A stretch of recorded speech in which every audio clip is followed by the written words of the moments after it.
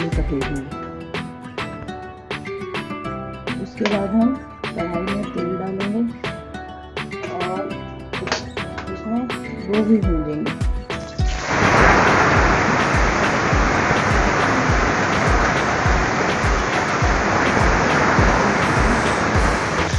ये जब गोभी वो लाल हो जाएगा तो इसमें हम आलू डाल देंगे। थोड़ा सा आलू को भी ठंडा कर देंगे।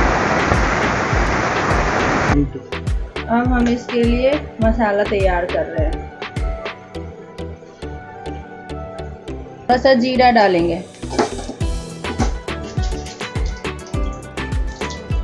और फिर प्याज।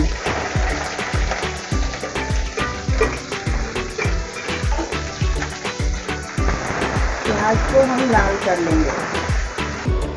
अब हमने ये टमाटर कट कर लिया है और प्याज भी सुनहरा हो ही गया है। तो इसमें हम ये टमाटर डाल रहे हैं।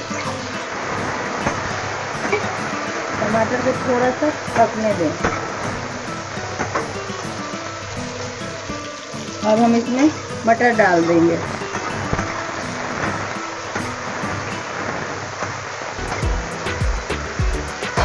अब हम इसमें हल्दी डालेंगे। फिर इसमें हम नमक डालेंगे। उसके बाद धनिया पाउडर,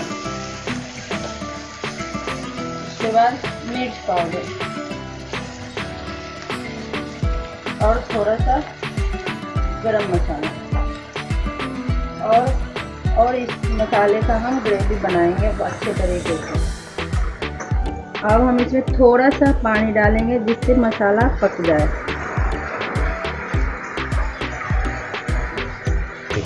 अब ये मसाला तैयार हो चुका है।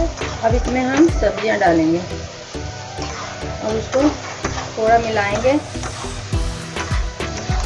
ठीक तरीके से ये जब मिल जाएगा, अब हम इसमें 1 कटोरी पानी डालेंगे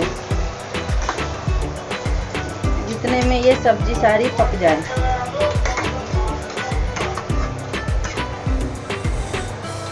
इसको हम ढक देंगे और थोड़ा सा हल्का आंच कर देंगे। 10 मिनट तक के लिए इसको पकने देंगे हम। अब ये हमारी सब्जी बन के तैयार हो गई है। अब इसे हम खा सकते हैं।